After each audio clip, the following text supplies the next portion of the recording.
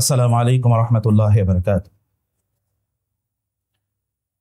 বিসমিল্লাহ ওয়াসসালাতু ওয়াসসালামু আলা রাসূলিল্লাহ ওয়া আলা আলিহি ওয়া আসহাবিহি ওয়া মাওয়ালা মা বাদ। হিজরি অষ্টম সাল, 13ই রমাদান, খুব সকালে যখন চারিদিকে শীতের আবহ চলছিল, এমন একটি সময়ে অবসাদ ক্লান্ত চেহারা নিয়ে, উস্কো খুস্কো জামা কাপড় নিয়ে এবং মাথায় একটা রেশমি কালো পাগড়ি খুব এলোমেলোভাবে পড়ে অবসন্ন চেহারা নিয়ে আসলেন আবু সুফিয়ান, মক্কার তৎকালীন নেতা। তিনি আসলেন দারুন নাদওয়ার কাছে। লোকেরা সব রুদ্ধশ্বাসে তার জন্য অপেক্ষা করছে। তিনি এসে মাথা নিচু করে দাঁড়ালেন। সবাই পিনপতন নীরবতায় সেখানে রয়েছেন। তারা ভাবছেন তাদের নেতা তাদেরকে কি বলবেন, কি সংবাদ তাদেরকে দেবেন আজ এই মুহূর্তে। তাদের মাথার উপর পাখিগুলো স্তব্ধ হয়ে আছে, মনে হচ্ছে যেন চারিদিকে বাতাস বইছে না, নিস্তব্ধ নীরবতা।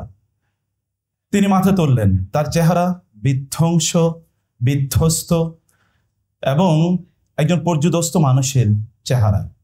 তিনি সবার দিকে তাকিয়ে বললেন, মুহাম্মদ সাল্লাল্লাহু আলাইহি ওয়াসাল্লাম 10,000 সৈন্য নিয়ে তিনি মক্কার দিকে এগিয়ে এসেছেন। তোমাদের কোনো সামর্থ্য এবং শক্তি নাই তাকে প্রতিহত করার। একথা তিনি বলছেন। লোকজনের মনে হচ্ছে যেন তাদের নিঃশ্বাস বন্ধ হয়ে যাবে। তারপরে তিনি কি বলবেন, তিনি এরপর কি বলবেন, এটা নিয়ে তারা ভাবছেন। এর মধ্যেই তিনি বললেন, আমি যা দেখেছি তা তোমরা দেখোনি। একথা যখনই তিনি বলছিলেন, তখনই পাশে দাঁড়ানো ছিলেন তার স্ত্রী হিন্দা।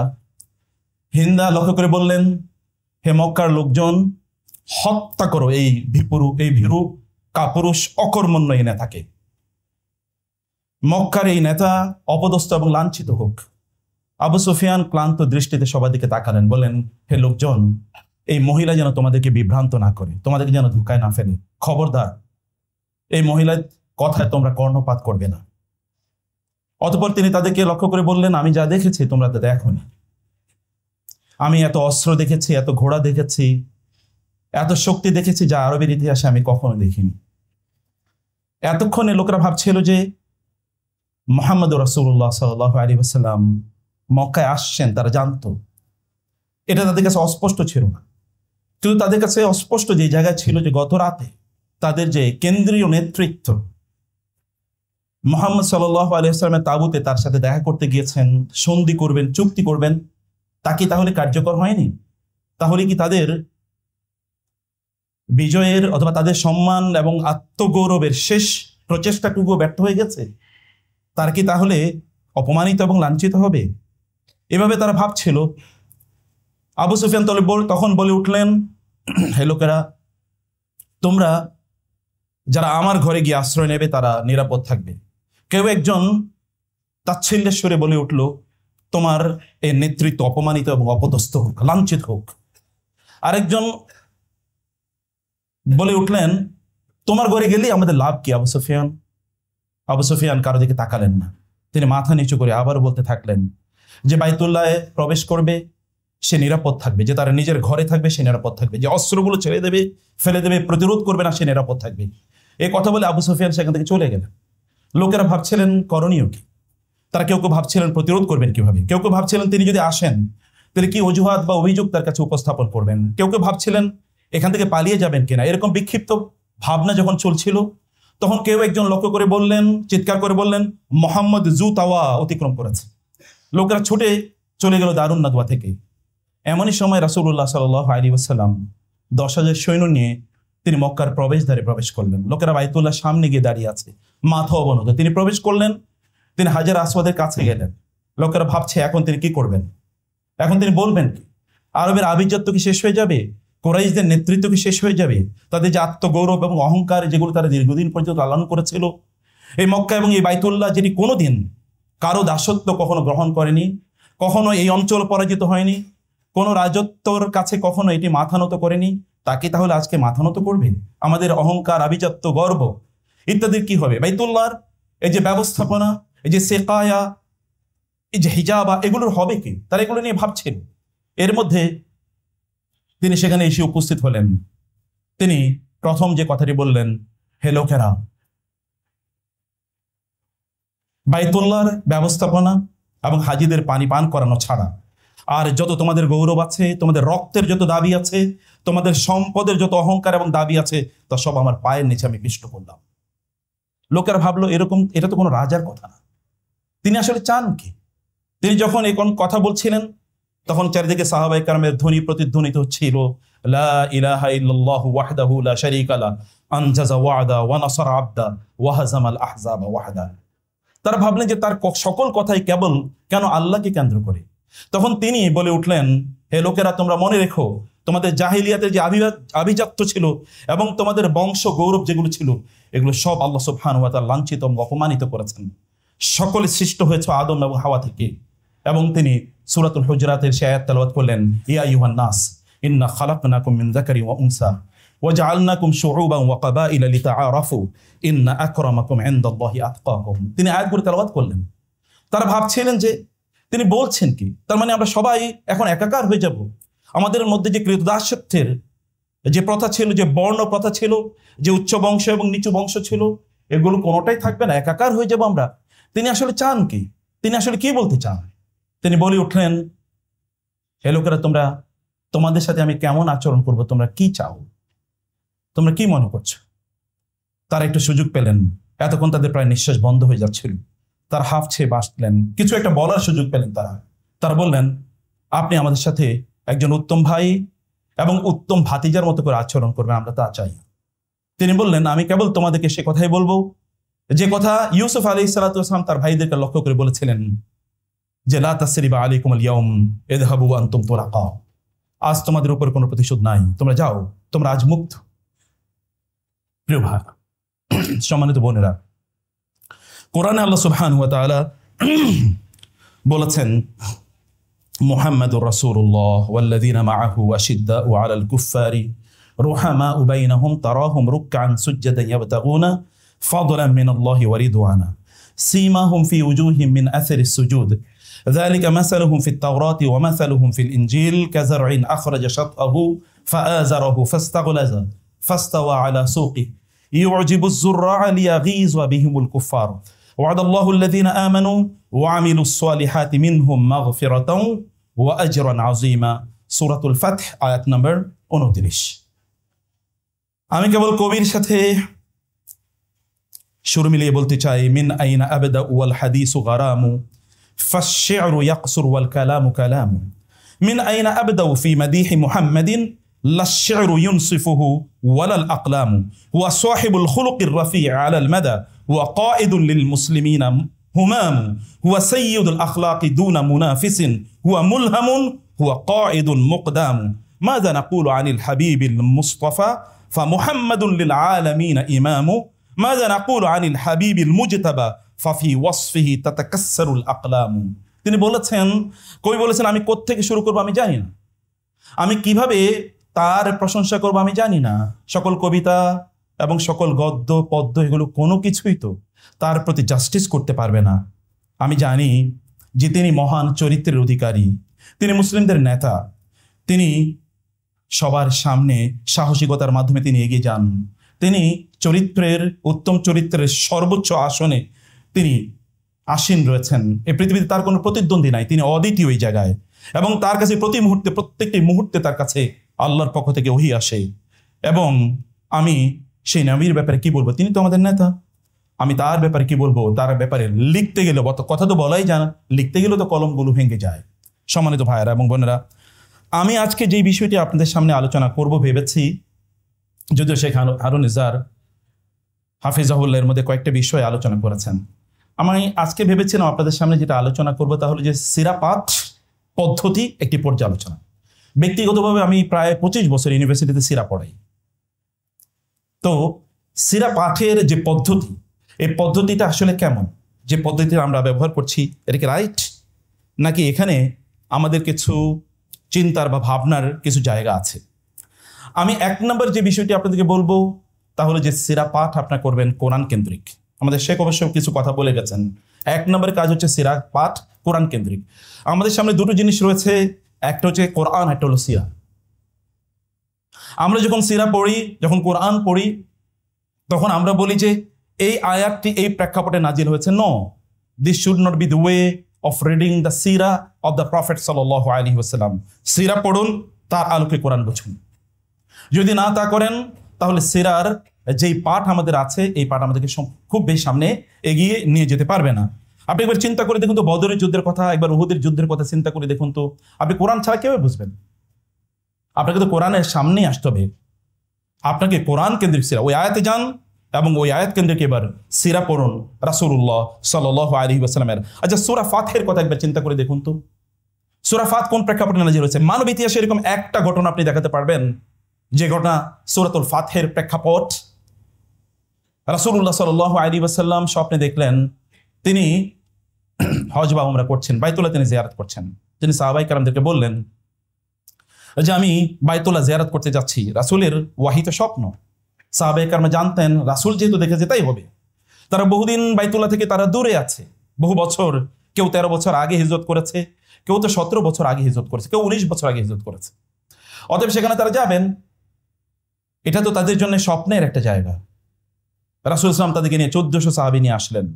হুদায়বিয়ার জায়গায় তিনি আটকে গেলেন, তার ঘোড়া, তার ওট সামনে এগোচ্ছিল না। তিনি বললেন, আমার এই উটকে তিনি আটকে দিয়েছেন, আব্রাহার বাহিনীকে যিনি আটকে দিয়েছেন। অথবা আজকে আল্লাহর কসম, কুরাইশরা আমার কাছে যেই প্রস্তাব নিয়ে আসে আমি তাই গ্রহণ করব। বহুবার তাদের সাথে অ্যাম্বাসেডর অর্থাৎ তাদের ডিপ্লোম্যাট বিনিময় হলো, কখনো এই আসলেন, কখনো সে আসলেন না, আমি সে আলোচনা করছি না। সোহেল ইবনে আমর সর্বশেষ আসলেন, রাসূলের সাথে চুক্তি করলেন। রাসূলুল্লাহ সাল্লাল্লাহু আলাইহি ওয়াসাল্লামকে রাসূলুল্লাহ আলী রাদিয়াল্লাহু তাআলা বললেন, ডিক্টেট করলেন, তুমি লেখো। আলী লিখছিলেন বিসমিল্লাহির রহমানির রহিম। সোহেল ইবনে আমর বলেন, আমরা তো বিসমিল্লাহির রহমানির রহিম জানি না, আবার আর রহমান রহিম কোত্থেকে আসলো? তাহলে কি করতে হবে? লিখুন বিইসমিকা আল্লাহুম্মা। রাসূলুল্লাহ সাল্লাল্লাহু আলাইহি ওয়াসাল্লাম আলীকে বললেন, আলী লেখো বিইসমিকা আল্লাহুম্মা। আলী রাদিয়াল্লাহু তাআলা আনহু তিনি রাসূল সাল্লাল্লাহু আলাইহি চেহারার দিকে তাকিয়ে লিখে ফেললেন, কিন্তু তিনি লিখতে চাইলেন না। এরপরে তিনি লিখলেন যে এইটা হচ্ছে হাদা আহদুন বাইনা মুহাম্মাদিন রাসূলিল্লাহ ওয়া বাইনা সুহাইল ইবনে আমর। তিনি লিখলেন যে এটি লেখো তুমি। আলী লিখছিলেন এটি। সুহাইল ইবনে আমর বললেন, আমরা তো আপনাকে রাসূল হিসেবে স্বীকার করি নাই, স্বীকার করলে তাহলে যুদ্ধ কোথায়? কেন যুদ্ধ করবো? আমরা তো স্বীকার করিনি। অতএব তাহলে কি করতে হবে? লিখতে হবে মুহাম্মদ ইবনে আব্দুল্লাহ। রাসূল সাল্লাল্লাহু আলাইহি ওয়াসাল্লাম বললেন, আলীকে আলী লেখো মুহাম্মদ ইবনে আব্দুল্লাহ। আলী দাঁড়িয়ে বলেন, ইয়া রাসূলুল্লাহ, ওরা যেরকম আপনাকে রাসূল হিসেবে মেনে নেয়নি এই জন্য যুদ্ধ করেছে, আমরা তো রাসূল হিসেবে মেনে নেওয়ার কারণে যুদ্ধ করেছি। আমরা তো যুদ্ধ করেছি রাসূল হিসেবে মেনে নেওয়ার কারণে। অতএব এটা মোছা আমার পক্ষে সম্ভব হবে না, আমি মুছতে পারবো না। রাসূলুল্লাহ সাল্লাল্লাহু আলাইহি ওয়াসাল্লাম নিজেই মুছে দিলেন। তিনি লিখে দিলেন সেখানে মুহাম্মদ ইবনে আব্দুল্লাহ। তিনি বললেন, আলী, আমি যেমনি ভাবে রাসূলুল্লাহ সত্য, তেমনি ভাবে আব্দুল্লাহ সন্তান, আব্দুল্লাহর ছেলে, তাও তো সত্য। লেখা হলো এমন একটি ঐতিহাসিক চুক্তি, যেই চুক্তির কোনো প্যারালাল এই পৃথিবীতে কোনোটা নাই। ওমর রাদিয়াল্লাহু তাআলা বিক্ষিপ্ত, ওমরের মতো ব্যক্তি, তিনি মানে প্রচন্ড অ্যাজিটেটেড। তিনি রাসূলকে এসে বললেন, ইয়া রাসূলুল্লাহ, এটা কেমন চুক্তি হচ্ছে? আপনি কি আল্লাহ রাসূল না? ইসলাম কি সত্য ধর্ম নয়? কোরআন কি সত্য নয়? তাহলে আমরা এটা কেমন চুক্তি করছি? রাসূল সাল্লাল্লাহু আলাইহি ওয়াসাল্লাম বললেন আলী, আবু বকরকে, ওমর রাদিয়াল্লাহু তাআলা আনহুকে, ওমর রাদিয়াল্লাহু তাআলা আনহুকে, ওমর তুমি শান্ত হও। তিনি দৌড়ে গেলেন আবু বকরের কাছে। আবু বকর, এটা হচ্ছে কি? তিনি বললেন, আবু বকর তাকে বললেন, ওমর তুমি কি জানো না তিনি আল্লাহ রাসূল? তিনি কি আল্লাহ রাসূলকে আল্লাহর নির্দেশ ছাড়া কোনো কাজ করেন? কেউ মানতে পারছিলেন না। চুক্তি হয়ে গেল। এর মধ্যে জানেন সোহেল ইবনে আমরের ছেলে যখন এখানে চলে আসে, তাকে ফেরত পাঠানো হচ্ছিল। এর মধ্যে তিনি বললেন, হে মুসলিমরা, আমাকে ফেরত পাঠানো হচ্ছে, আমাকে ওরা মেরে ফেলবে, হত্যা করবে, আমি পালিয়ে এসেছি। রাসূল বললেন, সবরান, ধৈর্য ধারণ করো, আল্লাহ তাআলা তোমাদের জন্য মুক্তির পথ রেখে দেবেন। তাকে তার বাবা নিয়ে যাচ্ছিলেন। রাসূলুল্লাহ সাল্লাল্লাহু আলাইহি ওয়াসাল্লাম তাকে সান্ত্বনা দিচ্ছিলেন। আবু বকর, ওমর বললেন, আমি তার পাশাপাশি যাচ্ছিলাম, বললাম যে তুমি আমার তলোয়ারটা নাও, নিয়ে তোমার বাবাকে হত্যা করো। তিনি বলেন যে না, আমি রাসূলের চেহারার দিকে তাকিয়েছি, এটা আমার জন্য আল্লাহ রাসূল অনুমোদন করেন নাই। তাকে নিয়ে যা হলো বিক্ষুব্ধ অবস্থা। চুক্তি শেষ, মক্কায় তো যাওয়া যাবে না চুক্তির কথা অনুসারে। রাসূলুল্লাহ সাল্লাল্লাহু আলাইহি ওয়াসাল্লাম তিনি সাহাবায়ে কেরাম থেকে বললেন, তোমরা তোমাদের কোরবানির পশুগুলো জবাই করো, অতঃপর তোমরা মাথা মুন্ডন করো। কেউ কোরবানির পশু জবাই করছে না। এটা ভয়াবহ অবস্থা। 1400 সাহাবী, কেউ জবাই করছে না। রাসূলুল্লাহ সাল্লাল্লাহু আলাইহি ওয়াসাল্লাম তিনি একটু অপ্রস্তুত হয়ে পড়লেন, করণীয় কি? তিনি তার তাঁবুতে ঢুকলেন। উম্মে সালামা রাদিয়াল্লাহু বললেন, কি হয়েছে ইয়া রাসূলুল্লাহ, আপনাকে এরকম দেখা যাচ্ছে কেন? তিনি বললেন, আমি তো এরকম কথা বলেছি, এরা তো কেউ আমার কথা শুনছে না। উম্মে সালামা বললেন, এটা টেনশন করে কোনো কারণ নাই, আপনি যান আপনার কোরবানির পশুগুলো জবাই করেন, তারপর আপনার মাথা মুন্ডন করেন, এরপরে দেখবেন কি হচ্ছে। তিনি তাই করলেন। দেখা গেল 1400 সাহাবী প্রত্যেকেই তাদের মাথা মুন্ডন করে ফেললো। মানব ইতিহাসে এরকম একটা ঘটনা দেখাতে হবে যেখানে 1400 মানুষের মধ্যে একজনও বিদ্রোহ করে নাই, এর মধ্যে একজন অমুসলমান হয়ে যায় নাই, একজন বলে নাই যে এইরকম চুক্তি তিনিই তো, আপনি তো আমাদেরকে বলেছেন আমরা হজ করতে যাব, আপনি তো আমাদেরকে নিয়ে আসলেন, তাহলে আপনার কাছে কিসের ওহী আছে, আমরা তো যেতে পারলাম না। একজন বক্তব্য এরকম নেন নাই। তাদেরকে নিয়ে তিনি মদিনায় ফিরে যাচ্ছিলেন। মদিনার কাছাকাছি যাওয়ার পর এর মধ্যে সূরা নাজিল হলো, ইন্না ফাতাহনা লাকা ফাতহাম মুবিনা। যখন এই সূরা নাজিল হয়, রাসূলুল্লাহ সাল্লাল্লাহু আলাইহি ওয়াসাল্লাম ওমরকে ডাকলেন, ওমরকে ডাকো। ওমর ভাবলেন এর মধ্যে তার মধ্যে খুবই টেনশন, আমি কি রাসূলের বিরুদ্ধে একটু কাজ করলাম, আমার বিরুদ্ধে কি তাহলে কোরআনের আয়াত নাজিল হয়ে গেল, সূরা নাজিল হয়ে গেল। তিনি ডাকলেন, ওমর বললেন, আমি রাসূলের চেহারার দিকে তাকিয়ে দেখলাম হাস্যোজ্জ্বল একটা চেহারা, আমি ভেবেছি এমন কি ঘটল, আমরা তো এরকম একটা অবস্থায় চলে আসলাম, এটা তো খারাপ একটা সিচুয়েশন ছিল, কিন্তু এমন কি ঘটলো যে রাসূল ইসলামকে এত উজ্জ্বল দেখা যায়, এত হাস্যোজ্জ্বল দেখা যায়, তিনি এতটা আনন্দিত, ঘটনা কি? রাসূল তাকে বললেন, ওমর, কোরআনের সূরা নাজিল হয়েছে তোমাদের প্রেক্ষাপটে, তোমাদেরকে কেন্দ্র করে আল্লাহ বলেছেন, ইন্না ফাতাহনা লাকা ফাতহাম মুবিনা, আমি তোমাদেরকে স্পষ্ট বিজয় দান করেছি। ওমর বলেন, যখন এই আয়াত নাজিল হয়েছে, সূরা নাজিল হয়েছে, তখন আমি বুঝতে পেরেছি সত্যিকার অর্থে এটা আমাদের জন্য একটা বিজয় ছিল। মানুষ কিভাবে তৈরি করতে হয়, সিরা আপনাকে পড়তে হবে এই উদ্দেশ্যে।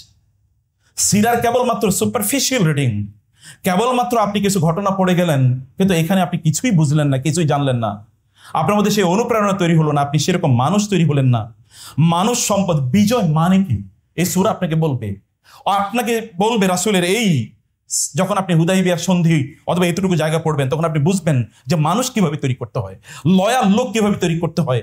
এমনি কি রাসূলুল্লাহ সাল্লাল্লাহু আলাইহি ওয়াসাল্লাম রেখে যাওয়া এই সাহাবায়ে কেরাম গোটা পৃথিবীকে ইসলামের সুশীতল ছায়ায় অথবা ইসলামের আলোয় নিয়ে এসেছেন?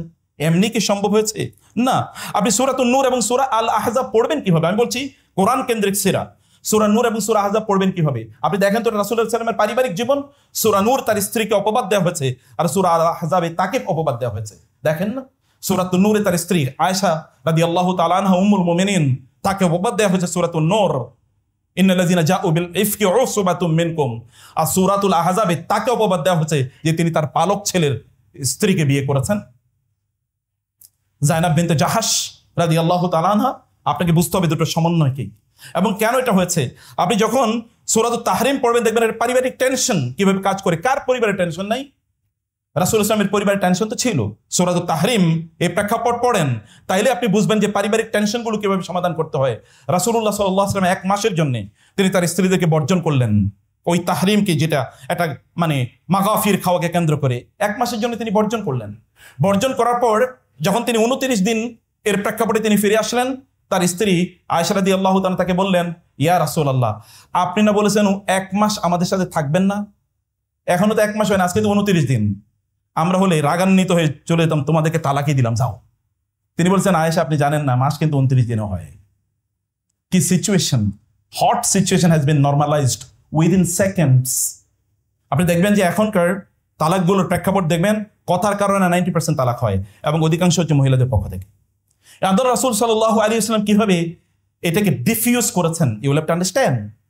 এবং সিরা আপনাকে যখন পড়বেন, তখন আপনি দেখবেন যে আপনাকে রিফ্লেক্টিভ ওয়েতে সিরা পড়তে হবে। যুবকদের এখন প্রচুর পরিমাণ হতাশা, সূরা দোহা কই আপনাদের জন্য? কোন প্রেক্ষাপটে সূরা দোহা নাজিল হয়েছে সেটা পড়ুন এবং দেখেন আপনার হতাশা কোথায় যায়। তাহলে আমরা বলেছি 1 নম্বরে সূরা পড়তে হবে হচ্ছে কোরআন সেন্ট্রিক, কোরআন কেন্দ্রিক হচ্ছে সূরা, আপনার সিরা পড়তে হবে। সিরা কেবলমাত্র গদ্যের মতো করে পড়ে গেলে হবে না। সিরার কোরআন যার উপর নাজিল হয়েছে, কোন প্রেক্ষাপটে নাজিল হয়েছে, সেই জায়গাটা আপনাদেরকে ভালো করে বুঝতে হবে। আপনি যখন কোরআন পড়েন, যখন আপনি সিরা পড়বেন, সিরা পড়ার পরে কোরআনের যেন 90% আপনার কাছে ক্লিয়ার হয়ে যায় যে এই তো সেই প্রেক্ষাপট, যে প্রেক্ষাপটের সিরাতে আমি এটা পড়ে এসেছি। আপনি রিলেট করতে পারেন, relate and correlate and reflection, এটা আপনি করতে পারবেন। এরকম একটা জায়গা আপনাকে নিতে হবে। 2 নম্বর হচ্ছে সিরার ক্ষেত্রে কেস স্টাডি ভিত্তিক সিরা পড়তে হবে। আপনি যখন সিরা পড়বেন, তখন আপনার নিজের জীবনের সাথে একবার মিলিয়ে দেখুন তো। আপনি যারা বিবি MBA পড়েছেন, আপনারা জানেন যে কেস স্টাডি পড়েছেন, এবং যারা মেডিকেল সায়েন্স পড়েছেন তারাও জানেন কেস স্টাডি প্রচুর পরিমাণ, ভেরি ইম্পর্টেন্ট। সিরার ব্যাপারে কি কোনো কেস স্টাডি নাই? অবশ্যই কেস স্টাডি আছে। আপনাকে তো সেই কেস স্টাডিগুলো আপনাকে অবশ্যই ভালো করে জানতে হবে যে এই ঘটনার সাথে আমার কি মিল আছে এবং এখান থেকে আমি কি শিখতে পারছি। এখান থেকে আমি কি নিতে পারছি? আজকে ধরেন তো গোটা পৃথিবীতে আজকে যে মুসলমানরা মার খাচ্ছে, সেই ব্যাপারে আপনি সিরা থেকে কি নেবেন? আল্লাহ সুবহানাহু ওয়া তাআলা আমাদেরকে জানিয়ে দিয়েছেন, ফাইম্মা তাসকাফান্না ফিল হারদি তাসকাফান্নাহুম ফিল হারদি ফাশাররিদ বিহিম মান খালফাহুম লাআল্লাহুম ইয়াযাক্কারুন ওয়া ইম্মা তাখাফান্না মিন কওমিন খিয়ানাতান ফামবিদ ইলাইহিম আলা সাওয়া ইন্নাল্লাহা লা ইউহিব্বুল খাইনিন ওয়া লা ইয়াহসাবান্নাল্লাযীনা কাফারু সাবাকু ইন্নাহুম লা ইউজিজুন ওয়া আ'ইদ্দু লাহুম মাসতাতা'তুম মিন কুওয়াতিন ওয়া বিররিবাতিল খাইলি তুরহিবুনা বিহি আদুওয়াল্লাহি ওয়া আদুওয়াকুম ওয়া আখারিনা মিন দুনিহিম লা তা'লামুনাহুম আল্লাহু ইয়া'লামুহুম। আপনি যখন সিরা পড়বেন, আল্লাহ রাসূল সাল্লাল্লাহু আলাইহি ওয়াসাল্লামের যুদ্ধের বিষয়গুলো, প্রেক্ষাপটগুলো আপনাকে জানতে হবে না? রাসূলের যুদ্ধগুলো যখন আপনি পড়েন তখন আপনার মাথায় কি আসে, আপনার চিন্তা চেতনায় কি আসে? এখন তো আমরা ইসলামকে সিভিলাইজেশন রিলিজিয়ন, সভ্যতার ধর্ম, শান্তির ধর্ম এইরকম বলে আমরা দিনকে চিত্রিত করার চেষ্টা করছি। আল্লাহ রাসূলকে বলেন নাই যে আল্লাহ সুবহানাহু ওয়া তাআলা আমাকে পাঠিয়েছেন আনা নাবিয়্যুর রাহমা ওয়া নাবিয়্যুল হারব, আমি যুদ্ধের নবী, আমি শান্তির নবী। তিনি কি কথা বলেন নাই? তিনি কি বলেন নাই বুইস্তু বাইনা ইয়াদাই সাআতি বিসাইফি, আমি কিয়ামতের আগে তলোয়ার নিয়ে এসেছি? কথা কি তিনি বলেন নাই? অতএব যদি আপনি এই পৃথিবীতে যদি আপনার দ্বীনকে প্রতিষ্ঠিত করতে চান, আপনি যদি চান যে কেবলমাত্র শান্তির মাধ্যমে সব প্রতিষ্ঠিত হয়ে যাবে, যুদ্ধ ছাড়া শান্তি আসে কবে? কোথায় এসেছে যুদ্ধ ছাড়া শান্তি? আল্লাহ রাসূল সাল্লাল্লাহু আলাইহি ওয়াসাল্লামের সিরা যখন আপনি পড়বেন তখন দেখেন না তিনি কি করেছেন? রাসূল সাল্লাল্লাহু আলাইহি ওয়াসাল্লাম কি বলেন নাই আল্লাহ তাআলা আমাকে এমন 5টি জিনিস দিয়েছেন যে 5টি জিনিস অন্য কাউকে দেওয়া হয় নাই? ওয়ানুসিরতু বিররুবি মাসিরাতা শাহরিন আও মাসিরাতা সাফারিন, আমি 1 মাসের দূরত্বের রাস্তায় যদি থাকি তাহলে আমার শত্রুরা ময়দান থেকে, যুদ্ধের ময়দান থেকে তারা পালিয়ে চলে যায়। যুদ্ধের তো এরকম প্রস্তুতি আল্লাহ রাসূল রেখেছিলেন।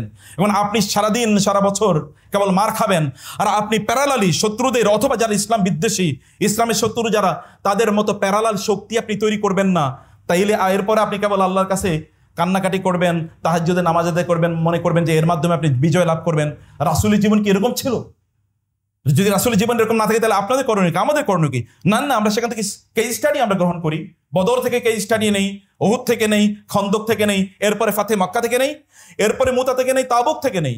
কেস স্টাডি আমাদের অবশ্যই এটি আমাদেরকে গ্রহণ করা দরকার। রাসূলুল্লাহ সাল্লাল্লাহু আলাইহি ওয়াসাল্লাম তিনি মানুষদেরকে কিভাবে তৈরি করেছেন?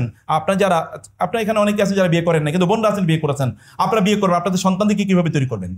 রাসূলুল্লাহ সাল্লাল্লাহু আলাইহি ওয়াসাল্লামের সাথে যারা যে সকল শিশুরা হাঁটছিল চলতো, সে সকল শিশুদের পরবর্তী অবস্থা দেখেন তো। আব্দুল্লাহ ইবনে আব্বাস, আব্দুল্লাহ ইবনে ওমর, জাবের ইবনে আব্দুল্লাহ, অথবা আপনি তাদের অবস্থা একবার দেখেন তো, তারা পরবর্তীতে কি করেছে? আব্দুল্লাহ ইবনে আমর ইবনুল আস, তারা পরবর্তীতে কোথায়? মুআয ইবনে জাবাল, এরা কোথায় গিয়েছেন? আনাস ইবনে মালিক, এরা কোথায়? এরা তৎকালীন মুসলিম বিশ্ব পরিচালনা করেছে, নেতৃত্ব তারা প্রদান করেছে। তিনি তাদেরকে কিভাবে তৈরি করেছেন? আপনাদের সন্তানদেরকে আপনারা অথবা আপনাদের ভাই, ছোট ভাই বোনদেরকে আপনি কিভাবে তৈরি করবেন, সেই পাঠ তো আপনাদেরকে সিরা থেকে নিতে হবে। রাসূলুল্লাহ সাল্লাল্লাহু আলাইহি ওয়াসাল্লামের কাছে যখন লোকেরা আসেন, মুহূর্তের মধ্যে পরিবর্তন হয়ে যায়। আপনাদের ঘটনা মনে নাই? ইকরাম ইবনে আবি জেহল, মক্কা বিজয়ের সময় পর্যন্ত ইকরাম ইবনে আবি জেহল অথবা সফওয়ান ইবনে উমাইয়া, সুহাইল ইবনে আমর, যার কথা বলেছিলাম এর আগে, এই 3 জন তারা সিদ্ধান্ত নিয়েছে মুহাম্মদ মক্কায় ঢুকতে পারবে না, বাইতুল্লাহ জোর করে প্রবেশ করতে পারবে না, আমরা প্রতিরোধ করবই। ততক্ষণ পর্যন্ত ইকরাম ইবনে আবি জেহল পালিয়ে চলে যান, তার স্ত্রী ইসলাম গ্রহণ করেন। তিনি এসে রাসূলকে বলেন, আমার স্বামীকে আপনার কাছে নিয়ে আসার অনুমতি দেন। যদিও এর মধ্যে বলা হয়েছিল ইকরামকে যেখানেই পাওয়া যাবে তাকে হত্যা করা হবে। রাসূলুল্লাহ সাল্লাল্লাহু আলাইহি ওয়াসাল্লামের কাছে ইকরামকে নিয়ে আসা হলো। ইকরামা বললেন, আপনি নাকি বলেছেন আপনি আমাকে নিরাপত্তা প্রদান করেছেন, আপনি আমার কোনো ক্ষতি করবেন না? বলে, হ্যাঁ তাই বলেছি। একবার বললেন, আমি আপনার চেয়ে সত্যবাদী এবং ভালো মানুষ আর কোথাও দেখিনি, মাত্র এসে দেখেছে, এর আগে ভালো করে কোনোদিন তার দিকে তাকায় নাই, প্রথমবারের মতো তার দিকে তাকালো। লাভ এট দ্য ফার্স্ট সাইট, প্রথম দর্শনে ভালোবাসা। তিনি তার দিকে তাকালেন এবং বললেন, তাহলে আপনি আমাকে কিসের নির্দেশ প্রদান করছেন? তিনি বললেন, আমি তোমাকে নির্দেশ দিচ্ছি তুমি ইসলাম গ্রহণ করো, আল্লাহর একত্ববাদ, আমার রিসালাতকে তুমি স্বীকার করে নাও। তিনি বললেন, তাহলে আপনার হাতটা বাড়িয়ে দেন। তার হাতটা বাড়িয়ে দেওয়া হলো। হাতটা বাড়িয়ে দেওয়ার পরে তিনি বায়াত করলেন এবং বললেন, ইয়া রাসূলুল্লাহ, প্রথম শব্দ ইয়া রাসূলুল্লাহ, আপনার সাথে আমি চুক্তিবদ্ধ হচ্ছি। আমি ইতিপূর্বে ইসলামের বিরুদ্ধে যতগুলো যুদ্ধ করেছিলাম, এখন থেকে ইসলামের পক্ষে তার দ্বিগুণ যুদ্ধ করব। এতদিন আমি ইসলামের বিপক্ষে যত সম্পদ ব্যয় করেছিলাম, এখন থেকে ইসলামের পক্ষে আমি তার দ্বিগুণ সম্পদ ব্যয় করব। ইতিহাস সাক্ষ্য দেয়, যখন ইয়ারমুকের যুদ্ধ হচ্ছিল তখন এই ইকরামা ইবনে আবি জাহল তিনি সেখানে অংশগ্রহণ করেছেন। তখন সেখানকার যুদ্ধের সেনাপতি খালিদ ইবনে ওয়ালিদ, এর ওই যুদ্ধের শত্রুপক্ষের সেনাপতি খালিদ ইবনে ওয়ালিদ এই পক্ষের সেনাপতির তার তাঁবুতে আক্রমণ করে। ইকরামা ইবনে আবি জাহল সেখানে আছেন। ইকরামা ইবনে আবি জাহল খালিদকে লক্ষ্য করে বলল, ইয়া খালিদ ইলাইকা আন্নী ফালাকাদ কানা লাকা মা রাসূলিল্লাহি সাল্লাল্লাহু আলাইহি ওয়াসাল্লাম সাবিকাতুন ওয়া আনা ওয়া আবী কুননা আশাদ্দান নাসি আলা রাসূলিল্লাহি সাল্লাল্লাহু আলাইহি ওয়াসাল্লাম ফাদানি উকাফির আম্মা সালাফা মিন্নি ফাওয়াল্লাহি লা উকাতিল ইয়াওমা আর-রুম আল-ইয়াওমা কামা কাতালতু রাসূলুল্লাহি সাল্লাল্লাহু আলাইহি ওয়াসাল্লাম। তিনি বললেন, হে খালেদ, আপনি একটু সরেন তো আমার কাছ থেকে, আমাকে একটু যেতে দেন। খালেদের ওইখানে তিনি আছেন, খালেদের সাথে তিনি কথা বলছিলেন। এর মধ্যে খালেদ আক্রান্ত হয়েছেন, সেনাপতি আক্রান্ত হয়েছেন। এটা কিন্তু ভয়াবহ অবস্থা। অনেকেই সেখান থেকে পালিয়ে চলে যাচ্ছিল। খালেদ তাকে বললেন আমাদের সেফটির মধ্যে যাওয়া দরকার। তিনি বললেন, খালেদ একটু আপনি সরেন, আপনি রাসূলের হাতে আগে বায়াত করেছেন, আপনি ইসলাম গ্রহণ করেছেন, আপনি জানেন আমি এবং আমার বাবা রাসূলের কত বিরোধিতা করেছি। আমি আজকে একটা চান্স পেয়েছি, আমি সেটার কাফফার করতে চাই। রাসূলের বিপক্ষে যে আমি ছিলাম, আজকে আমি সুযোগ পেয়েছি, আমি তার কাফফারা করতে চাই। এবং তিনি বললেন, ওয়ালাকাদ কাতালতু মা রাসূলিল্লাহি সাল্লাল্লাহু আলাইহি ওয়াসাল্লাম ফি মাওয়াতিনা কাসীরা। তার কাছে প্রায় 400 লোক ছিল। তাদেরকে লক্ষ্য করে বলেন, হে লোকেরা, আমি রাসূলের বিরুদ্ধে অনেকগুলো যুদ্ধে অংশগ্রহণ করেছি, আমি রাসূলের বিরুদ্ধে অনেকগুলো যুদ্ধে অংশগ্রহণ করেছি। আফা আফিরু মিনার রুমি আল ইয়াউম, রাসূলের বিরুদ্ধে আমি যুদ্ধ করেছি, আজকে আমি রোমানদের থেকে পালিয়ে যাব? তোমরা কি মনে করছো? ইন্না হাযা লা ইয়াকুনু আবাদা, আল্লাহর কসম এটা কখনোই হবে না। অতঃপর তিনি তাদেরকে লক্ষ্য করে বললেন, হে নির্বোধের লোক, হে নির্বোধ লোকের দল, যতদিন আমি হককে চিনতে পারিনি ততদিন আমি আল্লাহর রাসূলের বিরুদ্ধে যুদ্ধ করেছি। সেই আমি আজকে যখন হককে চিনেছি, সে হককে রেখে আমি পালিয়ে যাব? তোমরা কি মনে করছো?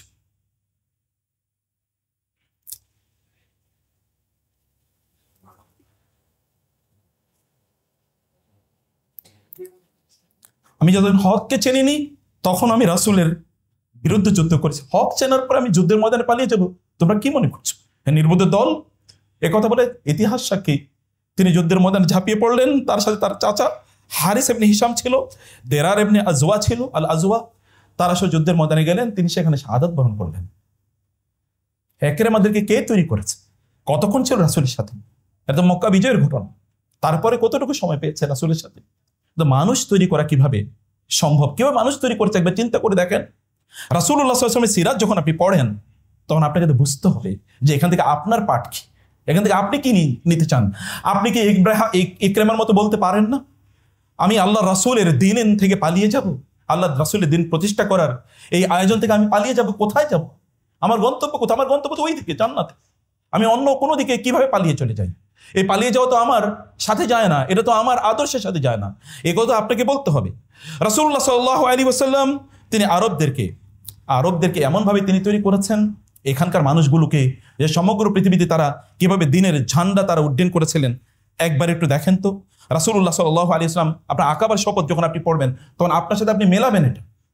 আকাবার শপথে রাসূলুল্লাহ সাল্লাল্লাহু আলাইহি ওয়াসাল্লামের চাচা আব্বাস এখানে দাঁড়ানো। তিনি বলছেন, লোকেরা খেয়াল রেখো, তোমরা রাসূলকে মদিনায় নিয়ে যাওয়ার কথা বলছো, তোমরা যদি তার প্রতি দায়িত্ব পালন না করতে পারো তাহলে আমরা যথেষ্ট, আমাদের ভাতিজা এবং আমাদের ভাইয়ের জন্য আমরা যথেষ্ট, কিন্তু তোমরা ভালো করে বুঝে শুনে তোমরা চুক্তি করো। এর মধ্যে রাসূলুল্লাহ সাল্লাল্লাহু আলাইহি ওয়াসাল্লাম যখন তাদের সাথে চুক্তি করছিলেন, আব্বাস ইবনে উবাদা আল খাজরাজি রাদিয়াল্লাহু তাআলা আনহু তিনি দাঁড়ালেন এবং তিনি দাঁড়িয়ে বললেন, হে খাজরাজের লোকেরা, তোমরা কি জানো আজ আল্লাহ রাসূলের সাথে কিসের উপর বায়াত করছো? উত্তরে তারা বলেন, হ্যাঁ। তিনি বললেন, তোমরা তার সাথে সাদা কালো নির্বিশেষে সকল মানুষের বিরুদ্ধে যুদ্ধ করার জন্য বায়াত করছো। তোমরা জানো তোমাদের অন্তরে যদি সামান্য কোনো ভাবনা থাকে যে এই চুক্তির কারণে তোমাদের সম্পদগুলো লুণ্ঠিত হবে, তোমাদের দলপতি এবং তোমাদের অভিজাত লোকেরা সেখানে আক্রান্ত হবে, তারা হতে পারে নিহত হবে এবং শত্রুদের হাতে হতে পারে তাদের জীবন দিতে হতে পারে, তাহলে তোমাদের মধ্যে যদি একটু সামান্য আতঙ্ক থাকে, কনফিউশন থাকে, তাহলে এখনই থেমে যাও, আর সামনে এগোয়ো না। আল্লাহর কসম করে বলছি, তাহলে তোমরা দুনিয়াতেও ভালো থাকবা, আখিরাতেও ভালো থাকবা। আদারওয়াইজ তোমরা যদি এখন চুক্তি করেছো, এই চুক্তি যদি সামান্য একটু লঙ্ঘন করো, তাহলে তোমরা দুনিয়াতেও লাঞ্ছিত হবে, আখিরাতেও লাঞ্ছিত হবে। আব্বাস ইবনে উবাদা আল খাজরাজি এই কথা যখন তিনি বলছিলেন, এই অবস্থায় তখনকার সেখানকার লোকেরা তারা লক্ষ্য করে বললেন যে, হে আব্বাস, আপনি থামুন, আমরা আল্লাহ রাসূল সাল্লাল্লাহু আলাইহি ওয়াসাল্লাম এর সাথে চুক্তি করেছি, যদি আমাদের সম্পদগুলো লুণ্ঠিত হয়, আমাদের লোকেরা যদি মারাও যায়, তাহলে এই চুক্তি থেকে আমরা মুহূর্তের জন্য আমরা এই চুক্তি থেকে লঙ্ঘিত হব না, এক মুহূর্ত আমরা এখান থেকে সরে যাব না। এবং তারা বলেন, ইয়া রাসূলুল্লাহ, আমরা তাহলে এই মর্মে চুক্তি করলাম, যদি আমরা এই চুক্তি করি তাহলে আমরা বিনিময় কি পাবো? রাসূলুল্লাহ সাল্লাল্লাহু আলাইহি ওয়াসাল্লাম বললেন, আল জান্নাহ। তারা বলেন, তাহলে তো আমাদের জন্য আর কোনো কিছু প্রয়োজন নাই, আমরা তো বড় কোনো পোস্ট চাই না, কারণ আমি বিপ্লব করেছি। এখন আপনারা যেটা চিন্তা করেন, আমরা বিপ্লব করেছি, আমরা পোস্ট পাবো না কেন? আমরা মন্ত্রী হব না কেন? আমরা কেন সচিব হব না? আমরা কেন ব্যবসা বাণিজ্য পাবো না? আমরা কেন এরকম পাবো না? সাহাবায়ে কেরাম তারা কি বলেছেন? খাজরাজিরা অথবা আউস এই গোত্রের লোকেরা তারা বললেন, যেহেতু জান্নাতের কথা আপনি বলেছেন, আমাদের আর কোনো প্রয়োজন নেই, জান্নাতে আমাদের জন্য যথেষ্ট। আলোচনা কিন্তু থামে নাই। এর মধ্যে আরেকজন ইয়াংম্যান, তার বয়স আমি জানি না, তার বয়স হয়তো 18-20 হবে, তার নাম হচ্ছে আবু জুরারা রাদিয়াল্লাহু তাআলা আনহু। তিনি বললেন, রুয়াইদান ইয়া আহলা ইয়াসরিব, এই ইয়াসরিবের অধিবাসীরা একটু থামো, একটু থামো। কারণ তখনও মদিনার নাম মদিনা হয় না, তখন এর নাম ইয়াসরিব। তিনি বললেন, একটু ধীরে, ইয়াসরিববাসীরা তোমরা জানো আমরা এত দূর অতিক্রম করে এসেছি কেবলমাত্র আমরা জানি তিনি আল্লাহর রাসূল মুহাম্মদুর রাসূলুল্লাহ, আমরা কেবল এই জন্য এসেছি। আজ যদি আমরা মদিনায় ফিরে যাই এই চুক্তি করার পর, তবে মনে রাখবে সমগ্র আরব বিশ্বের বিরুদ্ধে আমরা যুদ্ধ ঘোষণা করলাম। তাহলে মনে রাখবে যে তোমাদের শ্রেষ্ঠতম, আবার মনে করে দিচ্ছি, তোমাদের শ্রেষ্ঠ তোমরা সেখানে নিহত হতে পারে, তোমাদের আরবদের সাথে তোমাদের সম্পর্ক ছিন্ন হতে পারে, তোমাদের তলোয়ারগুলো তোমাদের বিরুদ্ধে পরিচালিত হতে পারে। তোমরা যদি এই ব্যাপারে ধৈর্য ধারণ করো, তাইলে কেবল এর প্রতিদান তোমরা আল্লাহর কাছে পাবে। আর যদি তোমাদের অন্তরে সামান্য কোনো দুর্বলতা থাকে, তাইলে তোমরা সেই দুর্বলতার কারণে সেটা তোমরা আজকে প্রকাশ করো, তাহলে আল্লাহ তোমাদেরকে ক্ষমা করে দেবেন, তোমাদের কোনো বিপদ হবে না। কিন্তু তোমরা আজকে কোনো দুর্বলতা থাকলে সেটা তোমরা প্রকাশ করো, দুর্বলতা নিয়ে তোমরা কোনো চুক্তি করার প্রয়োজন নাই। তখন তারা তাকে বললেন, আমতে আন্না ইয়া আসাদ, আসাদ আমাদের থেকে দূরে সরে যাও। ফাওয়াল্লাহি লা নাদউ হাযিহিল বাইআতা আবাদা ওয়া লা নুসআলুহা আবাদা ফাবায়ানাহু ফাখাযা আলাইনা ওয়া শারাতা ওয়া ইউতিনা আলা যালিকাল জান্নাহ। তিনি বললেন, তারা বললেন, তাকে লক্ষ্য করে, আসাদকে লক্ষ্য করে বললেন, আসাদ ইবনে জুরারা তাকে লক্ষ্য করে বললেন, হে আসাদ তুমি সরে যাও, আল্লাহর কসম আমরা কখনোই এই অঙ্গীকার, এই বায়াতকে আমরা লঙ্ঘন করব না, কোনোদিন তা খণ্ডন করব না। আমরা রাসূলের সাথে এই মর্মে চুক্তিবদ্ধ হয়েছি, আমরা আমাদের জীবন, সম্পদ এবং পরিবার তার জন্য আমরা কোরবানি করে দেব, বিনিময়ে কেবল আমরা জান্নাত চাই। ইতিহাস সাক্ষী, এই যে যারা তার হাতে বায়াত করেছে, এর মধ্যে একজন আল্লাহ রাসূলের বিরুদ্ধে বিদ্রোহ করেন নাই, বরং এর অধিকাংশই পরবর্তীতে রাসূলুল্লাহ সাল্লাল্লাহু আলাইহি ওয়াসাল্লামের জন্য অথবা তার দ্বীনের জন্য তারা যুদ্ধের ময়দানে শাহাদাত বরণ করেছে। সিরা যখন আপনি পড়েন, তখন আপনাকে তো এই জায়গাগুলো আপনাকে অবশ্যই আপনাকে বুঝতে হবে যে আল্লাহ রাসূল সাল্লাল্লাহু আলাইহি ওয়াসাল্লামের সিরা আমাদের জন্য এবং আপনাদের জন্য কি নিয়ে আসে। মুগীরা ইবনে শুবার কথা যদি না বলি তাহলে তো হয় না। মুগীরা ইবনে শুবা রাদিয়াল্লাহু তাআলা আনহু তিনি গেলেন তৎকালীন পার্সিয়ানদের সাথে, পারস্যের সম্রাট তার সেনাপতি রুস্তমের সাথে সাক্ষাৎ করেছেন। রুস্তম ডেকে নিয়ে গেলেন যে মুহাম্মাদের অনুসারীরা তারা কারা, তারা কেন এতটা বিজয়ী এবং তাদের এত শক্তির উৎস কোথায়, এটা জানার জন্য সেখানে তিনি গেলেন। যাওয়ার পরে তিনি রুস্তমের একেবারে পাশে গিয়ে তাদের সেনাপতি তাদের পাশে গিয়ে বসলেন। আর পারস্যিয়ান অর্থাৎ তৎকালীন পারস্য সাম্রাজ্যের সেনাপতির তার অবস্থান কেমন হতে পারে, তার বিশাল বড় আসন, এবং তার পাশে গিয়ে তিনি বসলেন, জোর করে তিনি বসলেন। এখানে লোকের এসে তাকে সেখান থেকে টেনে নামিয়ে দিল। তিনি অবাক হয়ে গেলেন, এরা আমাকে নামিয়ে দিচ্ছে কেন, বুঝতে পারছি না তো। তিনি তাদেরকে লক্ষ্য করে বললেন, কানাত তাবলুগুনা আনকুমুল আহলাম, তোমাদের ব্যাপারে আমাদের কাছে এই সংবাদ পৌঁছেছিল যে তোমরা প্রচন্ড জ্ঞানী গুণী মানুষ, কিন্তু আমার চোখে তোমরা এখন দুনিয়ার সবচেয়ে নির্বোধ। কারণ কি, আমরা আরবরা সবার সাথে একই রকম আচরণ করি, ধনী গরিবের মাঝে কোনো ভেদাভেদ করি না, যুদ্ধ ছাড়া আমরা কাউকে কোনোদিন দাস বানাই না। আমি মনে করেছিলাম তোমরাও সবার সাথে একই আচরণ করবে, অথচ তোমরা যে একে অপরকে খোদার আসনে বসিয়ে রেখেছ, এটা যদি আগে আমাদেরকে জানিয়ে দিতে, তাহলে তো আর তোমাদের সাথে বৈঠকের কোনো সিদ্ধান্তই আমার নেওয়ার প্রয়োজন হতো না, তাহলে তো আমার এখানে আসার কোনো প্রয়োজন হতো না, তোমাদের কাছে আমার আসারও কোনো প্রয়োজন পড়তো না, অথচ তোমরা নিজেরাই আমাকে আমন্ত্রণ জানিয়ে এখানে নিয়ে এসেছো। আপনি যখন দেখবেন, সিরা যখন পড়বেন, তখন আপনি দেখবেন আল্লাহ রাসূল সাল্লাল্লাহু আলাইহি ওয়াসাল্লাম কিভাবে সবাইকে সমানভাবে সম্মান এবং মর্যাদা দিয়েছেন, সবাইকে কিভাবে তিনি তুলে নিয়ে এসেছেন, এবং সবাইকে কিভাবে তিনি সমাজের জন্য তৈরি করেছেন, দ্বীনের জন্য তৈরি করেছেন রাসূলুল্লাহ সাল্লাল্লাহু আলাইহি ওয়াসাল্লাম। যখন সিরা আমরা পড়ি, এগুলো তখন আমাদের কাছে একেবারে স্পষ্ট হয়ে যায়। কিন্তু আমরা যদি সিরাকে এইরকম কেস স্টাডির মধ্যে যদি আমরা নিয়ে না যাই, তাহলে সত্যিকার অর্থে সিরা পাঠ আমাদের জন্য কোনোভাবেই কল্যাণ নিয়ে আসবে না। আপনি দেখেন রাসূল ইসলামের সাহাবায়ে কেরামদের যারা ইসলাম গ্রহণ করেন না, তাদের মধ্যে কিছু কিছু নৈতিকতা ছিল। আপনি দেখেন না, হেরাক্লিয়াসের সাথে যখন আবু সুফিয়ান যখন আলাপ আলোচনা হয়, আবু সুফিয়ানকে হেরাক্লিয়াস অনেকগুলো প্রশ্ন করেছিল। তার মধ্যে হেরাক্লিয়াসের প্রশ্নের মধ্যে একটা প্রশ্ন ছিল, ওয়াহাল ইয়াগদির, তিনি কি কোনোদিন মানুষের সাথে প্রতারণা করেছেন?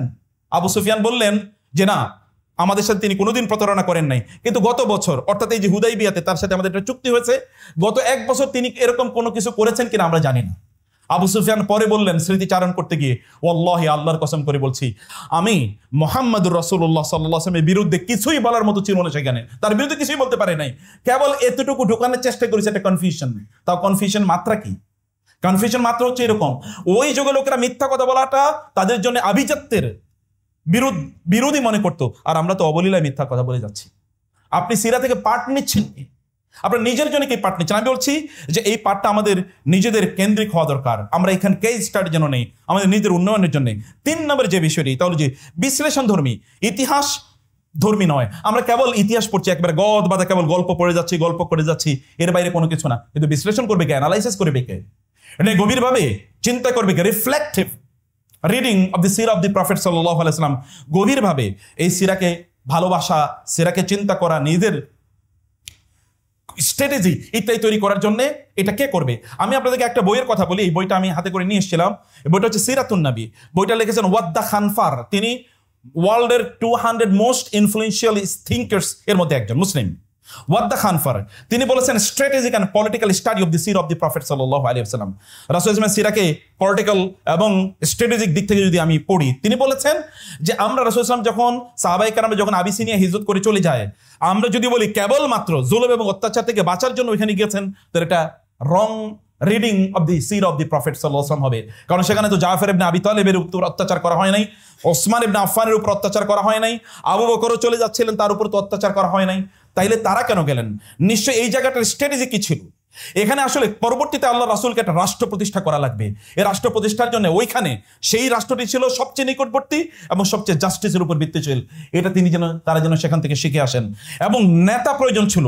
রাষ্ট্র পরিচালনা করতে হলে নেত্রী লাগবে না, এখন যেমন নেতৃবৃন্দ লাগবে না। এখন যেমন আমরা বলি খেলাফা প্রতিষ্ঠা করবো, খেলাফা প্রতিষ্ঠা করলে কারা চালাবে, এরকম প্রশ্ন আমাদেরকে অনেকেই করেন। তাহলে রাষ্ট্র চালাবে কে? কাকে খলিফা বানাবেন? কাকে ওই মিনিস্টার, কাকে ওই মিনিস্টার বানাবেন? তার মানে লোকের অভাব আছে। আল্লাহ রাসূল সাল্লাল্লাহু আলাইহি ওয়াসাল্লাম মক্কায় থাকা অবস্থায় তিনি বুঝেছেন এই দিন যদি প্রতিষ্ঠিত করতে হয় তাহলে আমার লোক লাগবে। সেই লোক কই? ওই লোক ওইখানে তিনি পাঠিয়ে তারপরে লোক তিনি তৈরি করেছেন। অতএব আমরা যখন সিরা পড়ি, কেবলমাত্র যেন এইটা কেবল ইতিহাসের পাঠ যেন না হয়, বরং ইতিহাসে আরেকটু গভীরে আমরা যেন এটাকে পাঠ করি। আবার 2-3 মিনিটের মধ্যে আমি লাস্টের কয়েকটা ইস্যু আপনাদেরকে বলি। সিরা পাঠের আরেকটা দিক হলো যেটা, তাহলে যে আমাদের চরিত্র কেন্দ্রিক। আমরা কেবল ইতিহাস কেন্দ্রিক যেন সিরা পাঠ না করি, তুলনামূলক বিশ্লেষণের কথা বলছি, সমালোচনা। আমরা সিরা যখন পাঠ করি তখন এটা কি সহি না কেবল ইমোশনাল, কেবল কিছু স্টোরি এখানে আছে, অথবা মিথ্যা বহু বানোয়াট বহু কাহিনী সেখানে আছে, সেগুলো কেন্দ্রিক আমরা করছি। এটা কতটুকু অথেন্টিক? এবং এই কারণে আমি আপনাদেরকে বলবো কমপক্ষে অথেন্টিক একটা সিরা আপনার পড়ুন। সেটা হতে পারে ইব্রাহিম আলী তার বইটি সিরাতুন নবী, অথবা আকরাম দিয়া ওমরি আস-সিরা আস-সহিহা, এই নামে বইগুলো বাজারে আছে, বাংলায় আছে বইগুলো, আপনার বইগুলো পড়ে নিতে পারেন।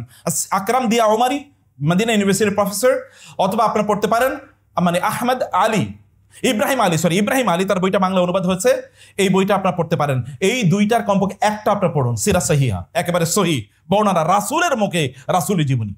মানে এটা অসাধারণ একটা বক্তব্য না? রাসূলের মুখে রাসূলের জীবনী, কমপক্ষে এরকম একটা সিরা আপনারা পড়ুন। এই জায়গায় লাস্ট যে কথাটি বলতে চাই, তাহলে যখন আমরা সিরা পড়ি তখন আমরা মক্কার জীবনকে ফোকাস দেই না, কেবল মদিনার জীবনে ফোকাস। এবং এই কারণে কেবল মাগাজি কেন্দ্রিক সিরা, কেবল সিরা হলো যুদ্ধ বিগ্রহ, এর বাইরে কি সিরার কোনো অবস্থান নাই? মক্কায় আপনি দেখেন তো আশারায়ে মুবাশশারার মধ্যে 9 জনই তো মক্কার দারুল আরকামের ছাত্র। একজন হচ্ছে সাইদ ইবনে যায়েদ, তিনি তো ওই মদিনার বনু যোহরা গোত্রের। আদারওয়াইজ বাকি সবাই তো এখানকার। এরা কারা? গোটা পৃথিবীতে যারা ছড়িয়ে পড়েছিল, মোস্ট অফ দ্য মক্কার আর মদিনার আনসারীরা তারা যুদ্ধের মধ্যে বেশি শাহাদাত বরণ করেছেন। আপনাকে বুঝতে হবে যে সিরার ডাইমেনশনটা। মক্কায় তো লোক তৈরি হয়েছে, মক্কায় কোনোদিন মুনাফিক তৈরি হয় না, কিন্তু মদিনায় মুনাফিক তৈরি হয়েছে। তাহলে মক্কা যদি আপনি ভালো করে স্টাডি না করেন, তাহলে আপনি কি সিরা পড়ছেন? আচ্ছা, সিরা পড়ার ক্ষেত্রে রাসূলের তার শিশুকাল এবং যৌবনকাল যদি আমরা না পড়ি, তাহলে আপনারা কিভাবে এরকম রাসূলের প্রতিবিম্ব হিসেবে, রিফ্লেকশন হয়ে আপনারা কিভাবে ডেভেলপ করবেন? আপনাদেরকে তৈরি হতে হবে। তার কারণে মক্কার জীবন আপনাকে ভালো করে পড়তে হবে। আচ্ছা, রাসূল সাল্লাল্লাহু আলাইহি ওয়াসাল্লামের তার আগমনের পূর্বে আরব বিশ্ব বা গোটা বিশ্ব যদি আপনি ভালো করে না জানেন, তাহলে কিভাবে বুঝবেন পরিবর্তনটা তিনি কি এনেছেন? এবং আমরাও পরিবর্তন কিভাবে আনবো? আল্লাহ তো এটাকে বলেছেন আল জাহিলিয়াতিল উলা, তার মানে আরেকটা জাহিলিয়াত আছে। এই জাহিলিয়াতকে যদি ওই জাহিলিয়াতের মতো করে মোকাবেলা করতে হয়, তাহলে কি করবেন আপনি? সেটা জানার জন্য নিশ্চয়ই আপনাকে অবশ্যই রাসূলুল্লাহ সাল্লাল্লাহু আলাইহি ওয়াসাল্লামের তার পূর্বে যে জাহিলিয়াতের অবস্থা ছিল, সেই জাহিলিয়াতের অবস্থাগুলো আমাদেরকে অবশ্যই ভালো করে জানতে হবে। লাস্ট একটি কথা বলে আমি কেবলমাত্র শেষ করে দিচ্ছি যে মুসা ইবনে নুসাইর, যখন আপনি জানেন রাসূল সাল্লাল্লাহু আলাইহি ওয়াসাল্লামের তার প্রভাব কত পর পর্যন্ত ছিল। মুসা ইবনে নুসাইর যখন আপনার স্পেন বা ওই জায়গায় যখন তিনি বিচর করতে যাচ্ছিলেন, তখন যে জাহাজ যেগুলোতে চলে তারা যাচ্ছিলেন, জাহাজের যিনি প্রধান ছিলেন তার নাম ছিল বদর। বদরকে লক্ষ্য করে তিনি বললেন, হে বদর, তুমি এই যে পাহাড় জিব্রাল্টার, জাবালে তারেক, এই পাহাড়ের উপর তুমি তোমার মানে আমি ইসলামের ঝান্ডা, ইসলামের পতাকাটাকে এখানে তুমি গেঁথে দাও, উড্ডীন করে দাও। আর আমরা ফিরে যাচ্ছি না বদর, তুমি কি জেনে রেখো, আর আমরা ফিরে যাচ্ছি না, আমরা এখানে থাকতে এসেছি। আল্লাহর রহমতে আমরা জয়লাভ করবই এবং এদেশ আমরা শাসন করবই। কতজন লোক নিয়ে গেছেন। তারপরে ঘটনা দেখেন গোটা ইউরোপ জুড়ে কিভাবে, স্পেন কেন্দ্রে গোটা ইউরোপ জুড়ে কিভাবে ইসলামের জয় জয়কার ছিল। আপনাকে এটা অবশ্যই ভালো করে অবশ্যই আপনাকে জানতে হবে। সেই কারণে পরবর্তীতে কত দীর্ঘদিন পর্যন্ত একটা ইম্প্যাক্ট ছিল। এই ইম্প্যাক্টটা কেন তৈরি হয়েছিল, সিরা যখন আমরা পড়ব তখন এই পাঠ যেন, এই পদ্ধতিগুলো যেন আমাদের সামনে থাকে। মানজাল্লাযী রাফা আস-সুয়ুফা লিয়ারফা ইসমাক ফাওকা হামাতিন নুজুমি মানারা কুন্না জিবালান ফিল জিবালি ওয়া রুব্বামা সিরনা আলা মাউজিল বিহারি বিহারা বিমাআবিদিল ইফরিনজি কানা আযানুনা ক্বাবলা আল কাতাইফি ইয়াফতাহুল আমসারা লাম তানসা ইফরিকা ওয়ালা সাহরাউহা সাজাদাতিনা ওয়াল আরদু তাকযিফু নারা। আপনাদেরকে অবশ্যই ইসলাম বুঝতে হলে অবশ্যই আপনাকে ইকবাল পড়তে হবে। এটা ইকবালের কথা, ইকবালের বক্তব্য, ইকবালের কবিতা। ইকবাল বলেছেন, হে আল্লাহ, এই পৃথিবীতে কে আপনার নাম উড্ডয়ন করেছিল এবং কে পাহাড়গুলো অতিক্রম, কারা পাহাড়গুলো অতিক্রম করে এবং সমুদ্রের এই ঝঞ্ঝা বিক্ষুব্ধ তরঙ্গকে অতিক্রম করে কারা আপনার দিনের ঝান্ডা বিভিন্ন জায়গায় পৌঁছে দিয়েছিল। ইফরিনজিরা সেখানে পৌঁছার পূর্বে, ইফরিনজিদের দেশে পৌঁছার পূর্বে, আমাদের সৈন্যবাহিনী পৌঁছার পূর্বে সেখানে কারা আজান এর ধ্বনি সেখানে উচ্চারিত করেছিল। ইফ্রিকা মানে আফ্রিকা, এবং আফ্রিকার মরুভূমি পর্যন্ত আমাদের সেজদাগুলো এখনো বলে নাই। আমরা যখন ওই অঞ্চলে পৌঁছেছিলাম ওইখানে ঢোকার আগে আমরা সেজদা দিতাম, ওইখানকার মরুভূমিগুলো পর্যন্ত এখন আমাদের সেজদার কথা স্মরণ রাখছে। যদি আমরা সত্যিকার অর্থেই এখনো যদি আমরা গোটা পৃথিবীতে ইসলামকে যদি ছড়িয়ে দিতে চাই, তাহলে আল্লাহ রাসূলের সিরা পড়তে হবে। সিরাকে সামগ্রিকভাবে পড়তে হবে, সামগ্রিকভাবে পড়তে হবে, এমনভাবে পড়তে হবে যেন এটা কেবল এক কেন্দ্রিক না হয়ে যায়। কেবল এক কেন্দ্রিক না, সিরার উপর কমপক্ষে 50টা বই পড়বেন। বলবেন যে সবই তো এক কথা, নো। প্রত্যেক লেখকের ডাইমেনশন আলাদা, প্রত্যেকের চিন্তা চেতনা আলাদা, প্রত্যেকের তার বক্তব্যের উপস্থাপনা আলাদা। সিরা পড়তে হলে, সিরাকে জানতে হলে কেবলমাত্র সিলেক্টিভ এক দুইটা বইয়ের উপর নির্ভর করে আপনি দিনকে বুঝবেন না। আল্লাহর কসম, আল্লাহ রাসূলের সিরাটাই হচ্ছে ইসলাম, এবং আল্লাহ রাসূলের সিরার বাইরে এক ফোঁটা ইসলাম নাই। অতএব ইসলাম বুঝতে হলে রাসূলের সিরা পড়তে হবে। আর যদি রাসূলের সিরা আপনি ভালো করে না বুঝেন, তাহলে আপনার ইসলামের বুঝো রং, এবং বুঝো কি অসম্পূর্ণ, ইমপারফেক্ট। আল্লাহ সুবহানাহু ওয়া তাআলা আমাদেরকে রাসূলের সিরা ভালো করে বোঝার তৌফিক দান করুন। আল্লাহুম্মা আমিন। হাযা সাল্লাল্লাহু সুবহানাহু ওয়া তাআলা নবিয়িনা মুহাম্মদ ওয়া আলিহি ওয়া সাহবিহি আজমাইন। সুবহানাকাল্লাহুম্মা ওয়া বিহামদিকা আশহাদু আল্লা ইলাহা ইল্লা আনতা আস্তাগফিরুকা ওয়া আতুবু ইলাইক। ওয়াসসালামু আলাইকুম ওয়া রাহমাতুল্লাহি ওয়া বারাকাতুহু।